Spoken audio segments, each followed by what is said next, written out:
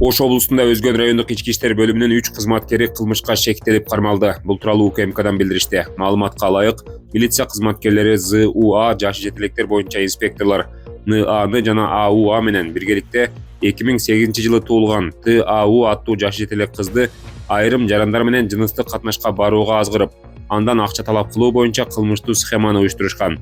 Аталган фактынын негизинде УКМКдан Ош шаары жана Ош облусу боюнча башкы башкармалыгынын тергөө башкармалыгы кылмыш ишин козгоп, ички иштер министрлиги менен биргеликте Өзгөн райондук ички иштер бөлүмүнүн 3 кызматкерин кармаган. Алар УКМКдан убактылуу кармоочу жайына камакка алынган. Тергөөнүн жүрүшүндө кармалган кызматкерлер өздөрүнүн мыйзамсыз аракеттерин моюнга алышкан. Учурда тергөө иштери уланууда.